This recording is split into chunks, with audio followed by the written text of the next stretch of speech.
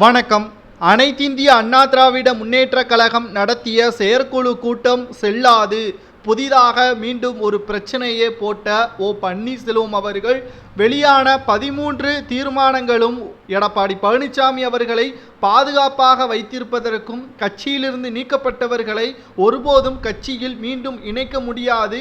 புதிய மாவட்ட செயலாளர்கள் எடப்பாடி பழனிசாமி அவர்களுக்கு சாதகமான அனைத்து தீர்மானங்களும் நிறைவேற்றப்பட்டது. நீதிமன்றத்தில் பொதுச்செயலாளர் வழக்கு நடைபெற்று கொண்டிருக்கக்கூடிய நிலையில் எங்கே பொதுச்செயலாளர் பதவி கையை விட்டு நழுவிவிடுமோ என்ற ஒரு அச்சத்தின் காரணமாக புதிய பதவிகளையும் தற்பொழுது எடப்பாடி பழனிசாமி அவர்கள் பதவியேற்றிருக்கிறார். இதனால் எடப்பாடி பழனிசாமி அவர்கள் சாதகமாக காய் நகற்றியிருக்கிறார் என்றும் அதிமுகவின் அரசியல் வட்டாரத்தில் பேசும் பொருளாக மாறியுள்ளது. 2026 சட்டமன்ற தேர்தலில் மிக பெரிய கூட்டணியோடு சட்டமன்ற தேர்தலை சந்திக்கும். அதற்கு முன்பாக நடைபெறக்கூடிய உள்ளாட்சி தேர்தலிலும் வெற்றியை தழுவும் என்று எடப்பாடி பழனிசாமி அவர்கள் கூறியுள்ளார்.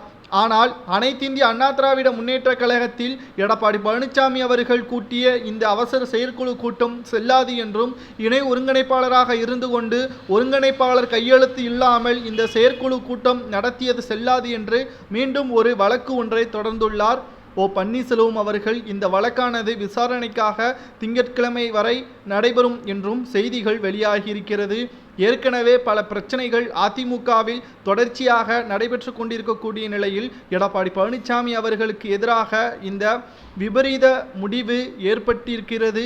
அதிமுகவில் எப்படியும் ஓபிஎஸ் அவர்கள் மீண்டும் இணைந்து விடுவார். அதாவது சசிகலா, ஓபிஎஸ், டிடிவி தினகரன், வைத்திலிங்கம் இவர்களில் யாராவது ஒருவர் அதிமுகவில் மீண்டும் இணைக்கப்படுவார் என்று எதிர்பார்க்கப்பட்ட நிலையில் இவர்கள் யாருக்கும் இடம் கிடையாது. இவரை தவிர மற்ற யாவராக இருந்தாலும் மன்னிப்பு கடிதம் கொடுத்தால் அதிமுகவில் இணைக்கப்படுவார்கள் என்பதை தீர்மானமாக கொண்டு வந்திருக்கிறார். மாவட்ட செயலாளர்கள் தலைமையின் மீது நம்பிக்கை இல்லாமல் செயல்பட்டால் அவர்கள் பதவி பறிக்கப்படும். அவருக்கு பதிலாக புதிய நிர்வாகிகளை அந்த இடத்தில் போடப்படும் என்பதையும் எடப்பாடி பழனிசாமி அவர்கள் இந்த தீர்மானம் மூலமாக செயற்குழு கூட்டத்தில் அறிவித்திருக்கிறார்.